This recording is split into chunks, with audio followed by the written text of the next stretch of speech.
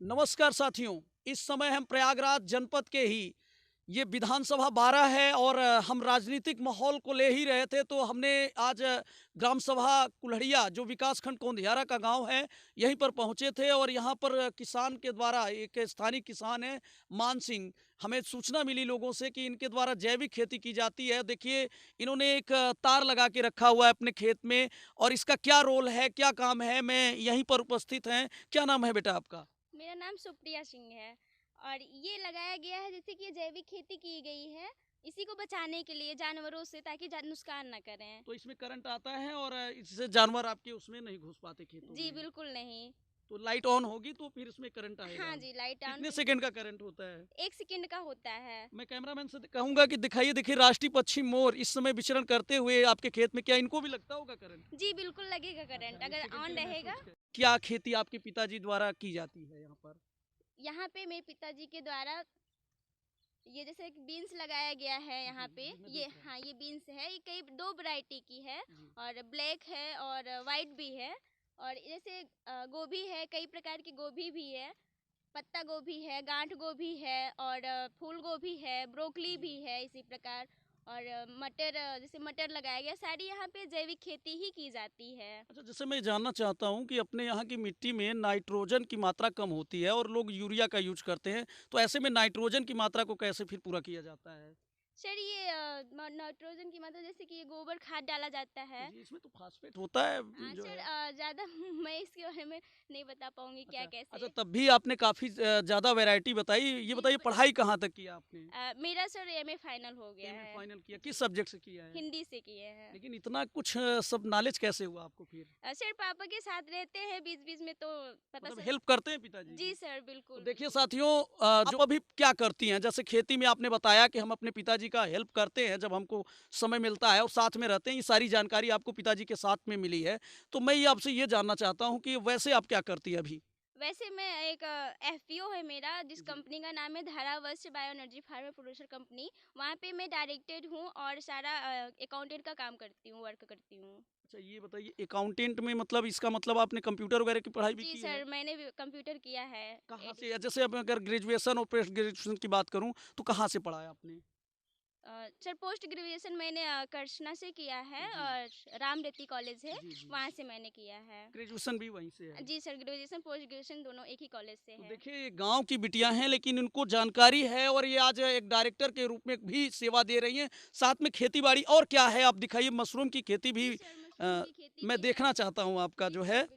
तो देखिए, अब आज इसी गांव में हैं और ये देखिए किस तरह से अपने पिता के काम में हाथ बटाती हैं और इस तरह का स्वावलंबन मैं कहूँगा कि हमारे जितने भी व्यूवर्स हैं वह भी देखें और अपने माता पिता के काम में हाथ बटाएं और इससे जो है आपके घर की स्थिति तो अच्छी होगी, साथ में आपके अंदर क्रिएटिविटी आएगी जिस तरह से अभी इस बालिका के अंदर है। और हमारे विकास खंड के लिए गौरव की बात है कि किस तरह से बच्चियां पढ़ लिख कर आज समाज में कदम से कदम मिलाकर चल रही हैं और खुद तो वो ये रोजगार परक हैं और उसके बाद अपने माता पिता के भी काम में हाथ बटाती हैं।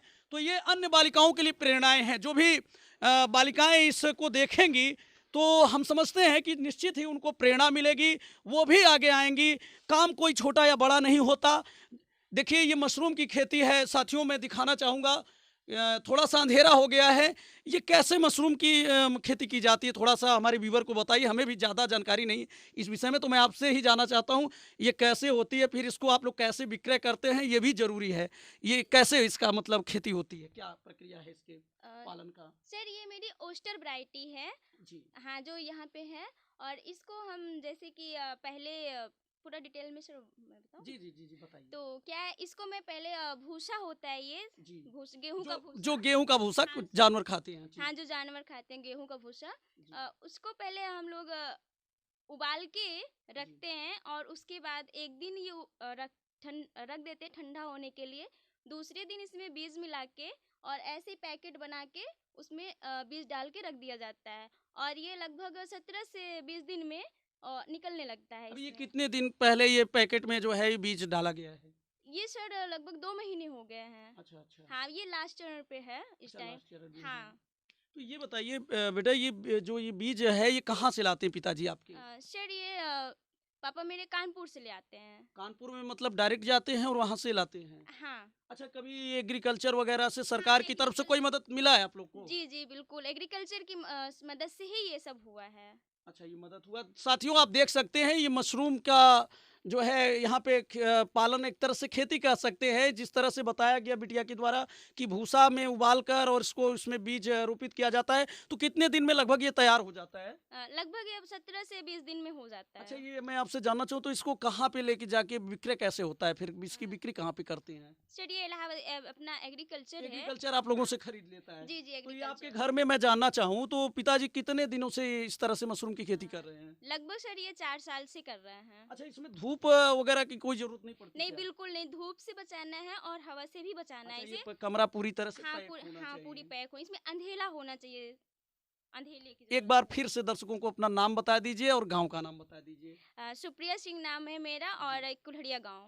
तो साथियों, ये देखिए स्वावलंबन की कहानी थी एक बहादुर बिटिया की और उनके स्वावलंबी पिता की, जो इसी विकासखंड कोंधियारा के कुल्हड़िया छोटा सा गांव है और इसी गांव में जैविक खेती के माध्यम से समाज में एक नई रोशनी पैदा कर रही हैं और तमाम उन किसानों के लिए जो केवल धान और गेहूं में निर्भर हैं, उन्हें इस तरह के व्यावसायिक खेती के लिए भी प्रेरित कर रहे हैं। और निश्चित ही इस वीडियो के माध्यम से, हमारे समाचार के माध्यम से तमाम किसान प्रेरित होंगे और वह भी इस तरह की खेती के लिए आगे आएंगे, जिससे उनकी भी दिशा बदलेगी और हमारे समाज और देश की दिशा बदलेगी। जो सरकारें दावा करती है कि किसानों की आय दोगुनी होगी, वो दोगुनी किसानों की सोच पर होगी। और ऐसे ही नौजवान लोग जब अपने माता पिता का सहयोग करते हैं और इस तरह की जो है चीज़ों में अपने आप को लगाते हैं, तो निश्चित ही देश और समाज जो है आगे जाता है। तो इसी एक खास खबर के साथ मैं अपना वीडियो बंद करूंगा। फिर किसी नई जगह पर, नई जगह पर किसी खेती या फिर राजनीति से जुड़े मुद्दे पर आपसे बातचीत जारी रहेगी।